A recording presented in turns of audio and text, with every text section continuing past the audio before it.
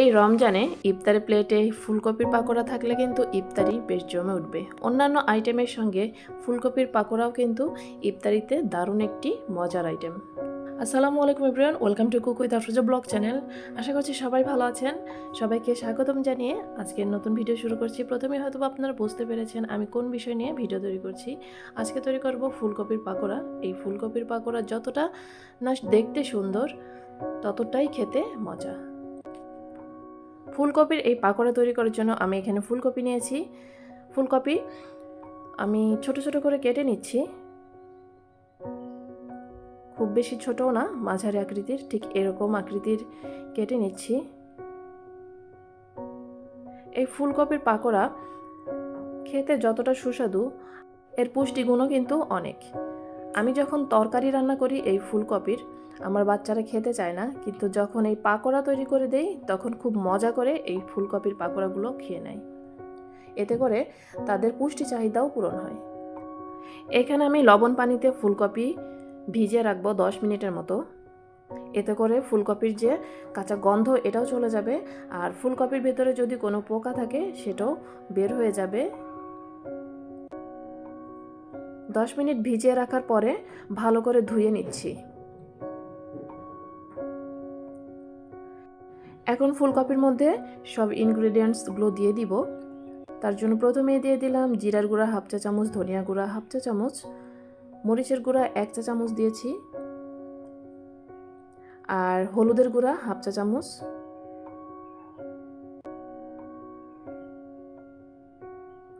আরও দিয়ে দিচ্ছি ম্যাজিক স্বাদ মশলা। এখানে এই প্রাণ ম্যাজিক স্বাদ মশলাটা দিয়েছি, এটা দিলে অন্য কোনো কিছু দেওয়ার প্রয়োজন হয় না। খুব সুন্দর একটা ফ্লেভার আসে, আর এর স্বাদটাও অনেক গুণে বেড়ে যায়। এখন সব কিছু মিশিয়ে ভালো করে মাখিয়ে নিব।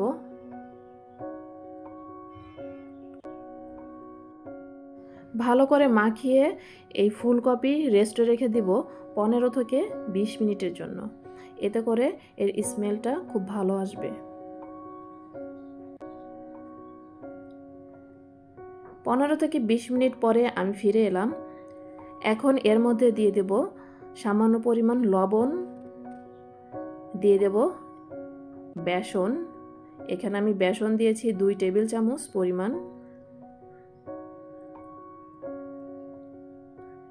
এখন দিয়ে দিচ্ছি ময়দা 1 টেবিল চামচ পরিমাণ, আর দিয়ে দেব 1 টেবিল চামচ পরিমাণ কর্নফ্লাওয়ার।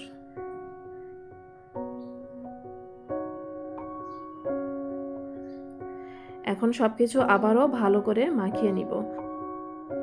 অল্প অল্প করে পানি দিয়ে দিয়ে ভালো করে মাখিয়ে নিব। আমি একবারে বেশি পানি দেব না, অল্প অল্প করে পানি অ্যাড করব আর ভালো করে মাখিয়ে নিব। অনেকেই ফুলকপির পাকোড়া তৈরি করেন, তা থেকে ফুলকপির একটা কাঁচা বা বাজে একটা গন্ধ আসে। সেই গন্ধের কারণে ফুলকপির পাকোড়া তৈরি করেন না বা তৈরি করে খান না। আজকের ভিডিওটি ফলো করে আপনারা একবার হলেও তৈরি করে দেখবেন, ফুলকপির মধ্যে কোনো বাজে গন্ধ পাবেন না, আর এই ফুলকপির পাকোড়া খুবই মজার হয়।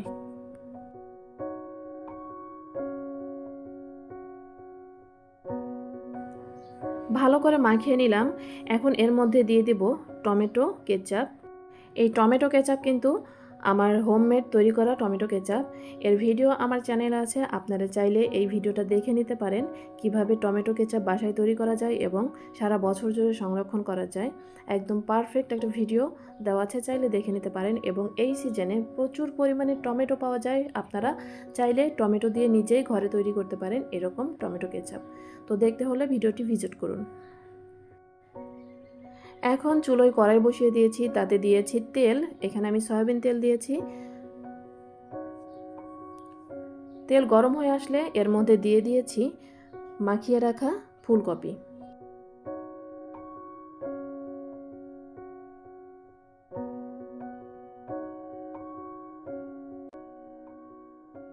এখানে প্রথম অবস্থাতে নাড়ার কোনো প্রয়োজন নেই, ডুবো তেলে আমি এভাবে ভেজে নিব।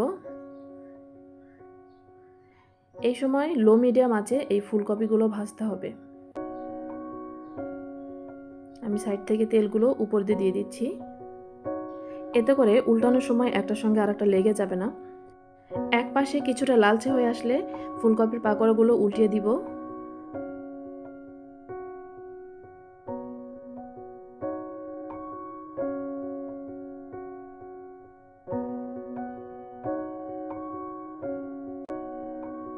ফুলকপির পাকোড়া দুই রকমভাবে তৈরি করা যায়।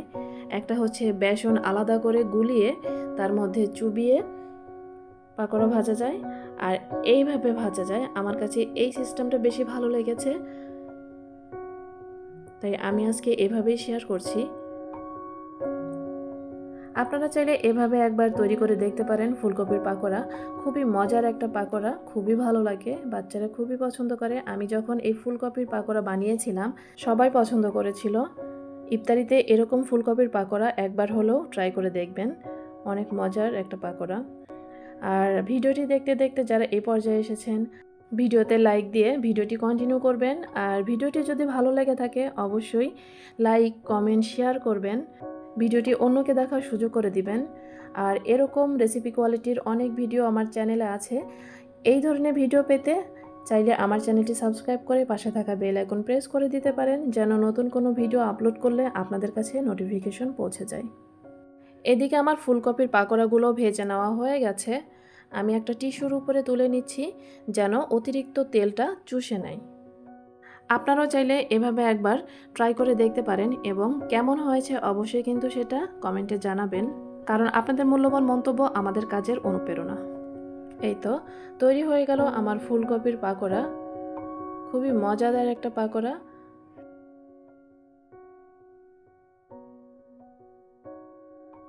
শুধু এই রমজানের ইফতারিতেই নয়, বিকেলে চায়ের আড্ডায় বা যে কোনো নাস্তার সঙ্গে এই ফুলকপির পাকোড়া কিন্তু দারুণ লাগে, সবাই পছন্দ করবে।